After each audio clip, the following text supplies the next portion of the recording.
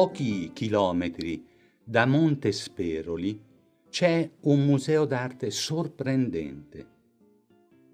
Una Madonna con bambino avvolto stretto in fasce di dolcezza rara è attribuito a frate Filippino Lippi, che le donne amava, tanto da sposarne una, ben più giovane di lui, che sarà anche la sua modella. E quella che vediamo potrebbe essere lei.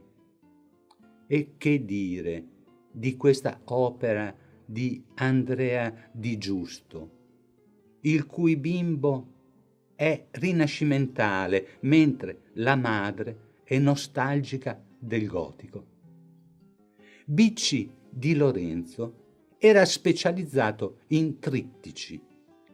La Madonna è assistita da Taddeo e Simone e benedice alla maniera ortodossa. Di San Donnino ci piace raccontarne la storia a fumetti in una predella di Giovanni del Biondo, soldato tradì Roma per il cristianesimo. La sua specialità era guarire dalla rabbia dei cani e dal veleno dei morsi di serpente, facendo bere ai malcapitati acqua e vino da lui benedetta. Il vino doveva esser virato in aceto, da quel che ci par di vedere nell'espressione di chi beve. Catturato con delicatezza dai gendarmi dell'imperatore Massimiliano, fu prontamente decapitato presso il fiume Stirione. Lo testimoniano i pesci, poiché in verità di questo Donnino non sappiamo niente. Sepolto come si deve, lui, morto contro volontà, usava presentarsi con indicibile sorpresa, eretto, con la testa in mano. Troveremo un affresco del ghirlandaio con Madonna in trono tra Sebastiano e Giuliano e sopra un battesimo ammirevole con giochi d'acqua del torrente attorno ai piedi di Gesù. Giovanni preferisce non bagnarsi e all'uopo solleva il manto. Cristo è a capo troppo chino, forse per la ciotola pesante che lo attende, e così gli angeli con i panni per rivestirlo. Attorno la vita prosegue come sempre, l'avvenimento sarà memorabile per noi, i posteri.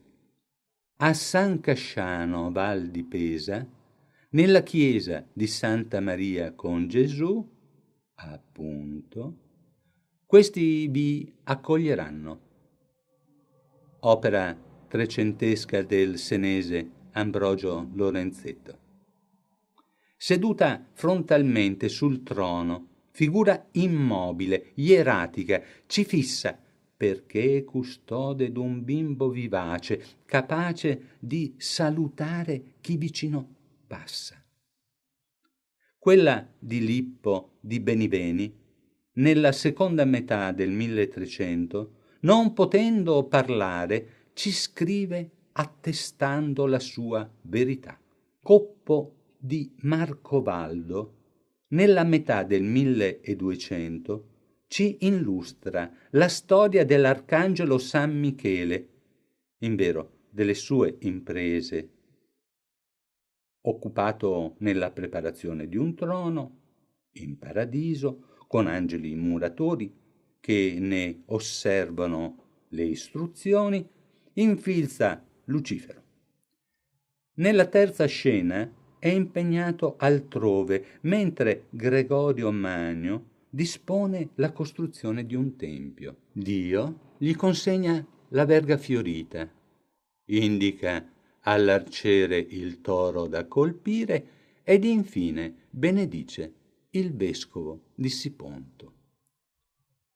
L'impostazione bizantina trova movimento negli arti.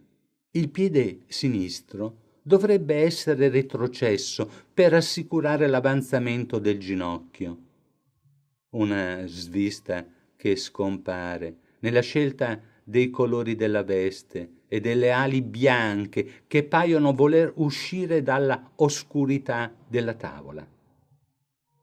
San Sebastiano, sorridente nel suo martirio, è confortato da San Rocco, che esibisce la piaga, nonché da San Antonio Abate, con l'inseparabile maialino, nel caso una cinta senese.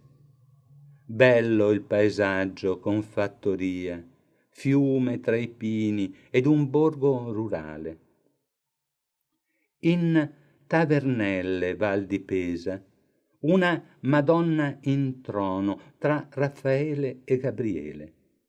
Lei fatica a trattenere il Salvatore, ma nei suoi occhi grigi non c'è preoccupazione. Sicura della sua beltà, sorride. Noi con lei.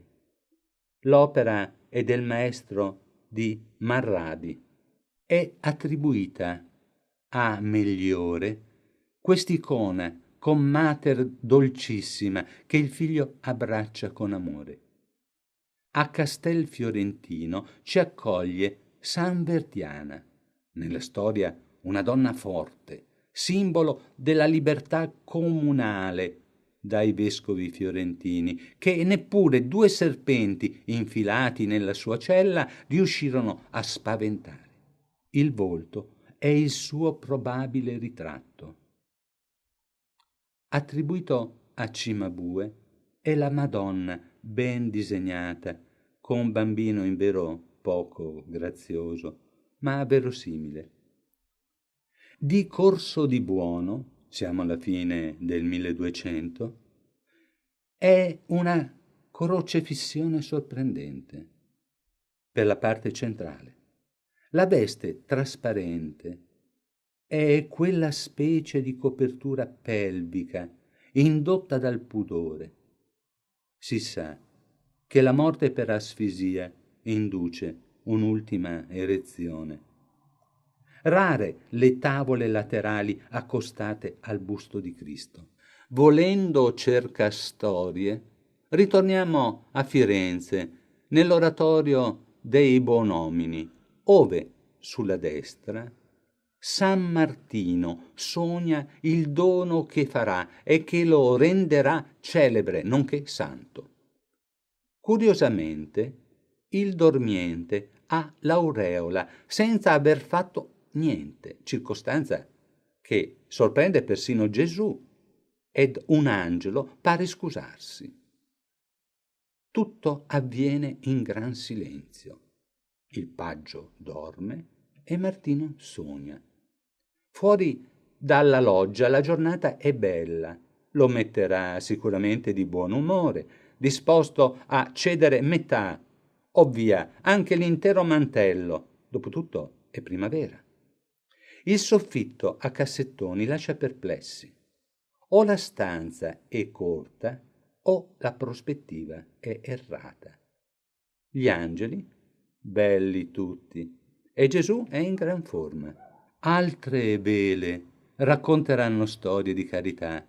Noi proponiamo una breve visita all'ospedale degli innocenti per ammirare una adorazione speciale del ghirlandaio.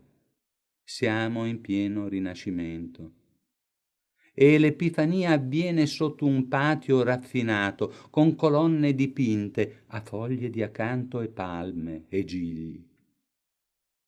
Vi è ressa attorno a Maria, che è restia ad accettare un bicchiere da un cavaliere qualsiasi, che non è re della media. Questi sono a destra ed ai piedi del bambino. Insolito. è il basamento del trono, esempio per la scuola di pietra d'Intarsio fiorentina. Nella gran confusione il pittore ha preso un abbaglio.